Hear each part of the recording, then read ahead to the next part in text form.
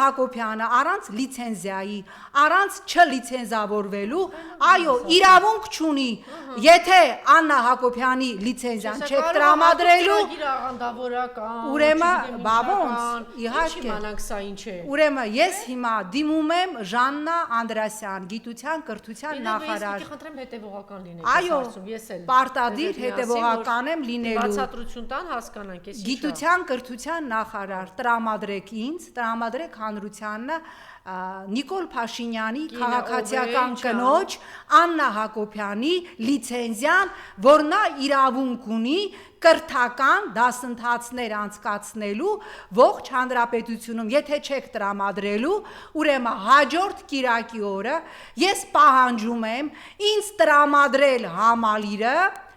կամ մատենադարանը լավ, որտեղ Աննա Հակոբյանը չլինելով լիցենզավորված մասնագետ, կրթությունը նորաձև է, կրթական դասընթաց է անցկացնում, ես պահանջում եմ ինձ ևս տրամադրել մատենադարանը, ես այնտեղ կասմանավտների հետ տրեյնինգներ պիտի անեմ։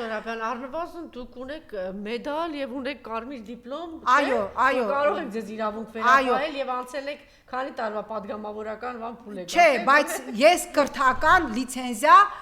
չունեմ, ինչպես չունի այդ կինը։ Սա օրենքի կոպտագույն խախտում է։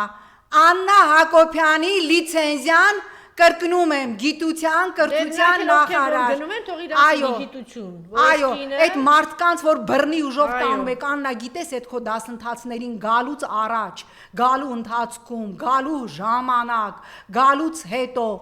պատկերացրու ուղեղիդ մեջ բոլոր հնարավոր հայոյանքները, որ տալիս են քեզ, որ մարդկանց բռնի սենց բերում շպրտում են քո Լևոն Զուրաբյանի ասած թերուսի հետ հանդիպման, թերուսի